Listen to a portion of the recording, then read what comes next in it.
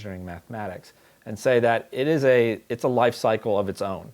It can't just be about what are we doing with a college student and how do we have an internship. It's about from birth through that life cycle. And so we look at it as the early ages. If we can basically inspire them, we get them to see something, to have fun, to feel excited about it, then we can start to move into that instruction type of phase, so we can inform and instruct them along the way in the middle ages to kind of give them some different things they can work with, and then we can invest in them as they get into the college-bound age. So you think about that life cycle, we're trying to get someone that says, wow, this is creative, this is fun, I love video games, and I could make them. How do I make them? And then that's what I want to do for a career. And the more we can be partners along that entire life cycle and work with people like the Orlando Science Center and other people in the area, then STEM education becomes something that is always part of the DNA of Orlando and Central Florida. We are in our 9th year of the Otronicon event right now as we speak. It's a place where you can come in and really see and feel and touch technology and see how technology is changing the world. It allows us to help educate our community about what is right here in our own backyard that is simply amazing technology. I'll tell you, what excites me is the possibility. I mean, our goal is to say that the person who's going to cure cancer has been excited because of the Orlando Science Center, or the person who's going to really, be the first person to land on Mars was excited by the Orlando Science Center. So to me, it's really the thrill of getting our community excited about science and technology, getting our youth excited about it. We actually started a preschool at the Orlando Science Center. We're in our 4th year. And because of that, we've really learned a whole lot more about early childhood and the needs to start early and to get kids exposed to authentic learning, which is play. It looks a lot like play, but there's real learning that's taking place. So what I love is our ability to emphasize science and math at the youngest ages in a very fun and engaging way. We did a STEM proclamation declaring it STEM Week or STEM Month in Orlando. Well, I don't think, it was a good thing to do. Everybody was pleased, but everybody that was there was in suits and they were all saying, yes, this is a great thing to do. How does that relate to kids? Are kids going, wow, this is STEM Week and there's a proclamation, so this is what I want to learn and this is a career path? No, that's not how we get people interested. It's not proclamations. It's going to the Science Center and going, wow, this is cool. I could do this. I love this. You mean I could make a living doing something I love that's really cool? That's how we get people hooked when they're in school, that this is a career opportunity. And that's how you get people motivated to do the hard stuff, the learning, why does math matter? Why does science matter? Why does all this stuff matter? If I don't see the end game, and if the end game isn't something I'm passionate about, probably not going to put the work that I need to into getting there. But give me a reason, give me something I'm excited about, give me a career that I can go to work every day and love what I do. Now I'll work as hard as I need to today to get to that point. And I think that's what it takes to get our kids motivated in the field of STEM. And we found that the ALICE program, which is basically a 3D, they take 3D, they drop in lines, they pick a character, which is an object, they drop in lines of code, which is telling the character what to do, which is their methods, and they create a 3D story that they can get instant feedback on. Well, ALICE was particularly suited towards that demographic, and so that's one of the reasons why we chose all of 4th grade to do it.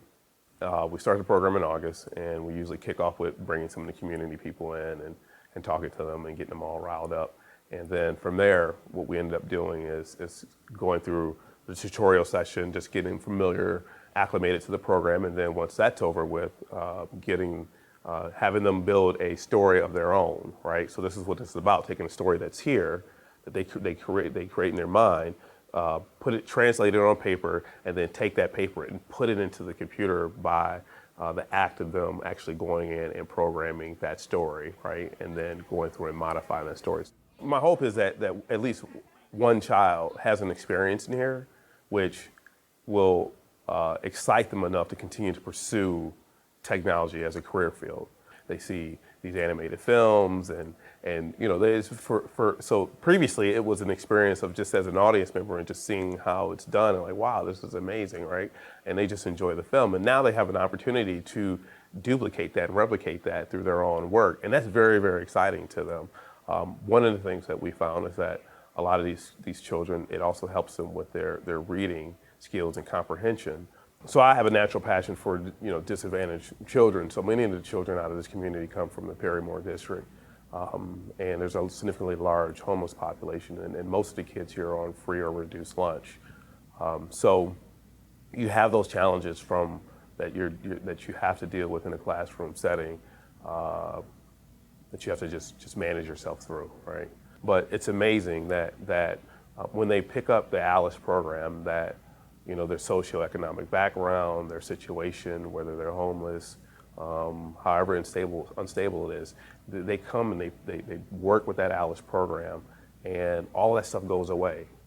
It literally goes away, because now it's about what I create, and I now have an opportunity. No longer am I being just wheeled around, right? I'm just a pawn in the game, or just a byproduct or a victim in the game. Like, now I have the ability to create something which is empowering for these children who are having things taken away from them. So now they have the ability to create. And the other thing is that they have the ability to feel the joy of being able to give, because other kids now start to rely on them for information, and that makes them feel even stronger about their position in life. So the kids, you know, whether they're black, they're white, they're lower income, they're homeless or whatever, that's the demographic, but all that stuff goes away the moment that they step in here.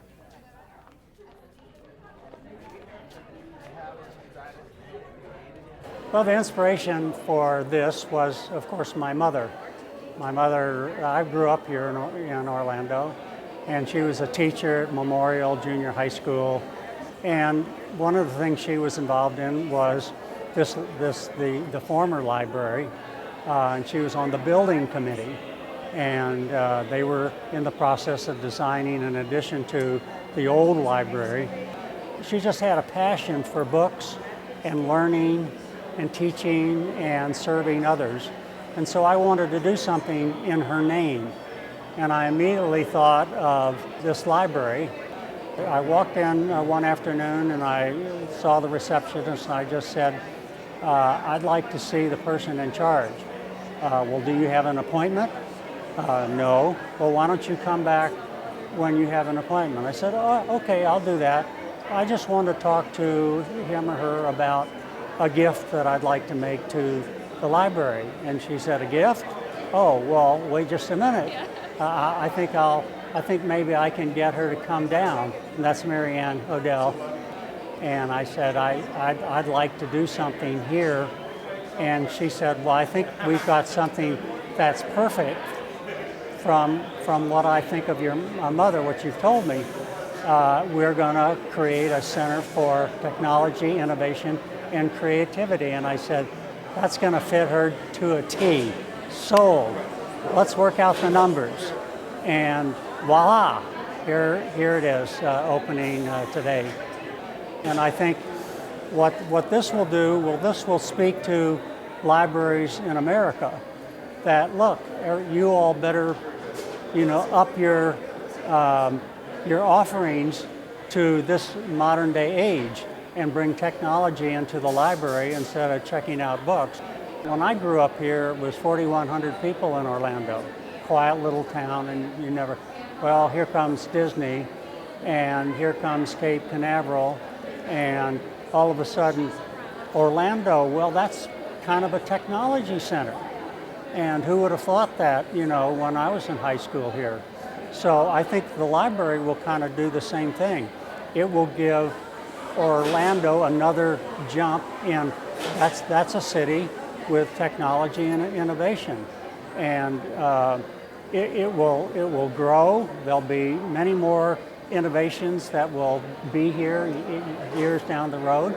And I think not only will Orlando look at that, but other cities will, and other libraries around the country. I think it's going to be one of those things that gets everyone started thinking in a new direction.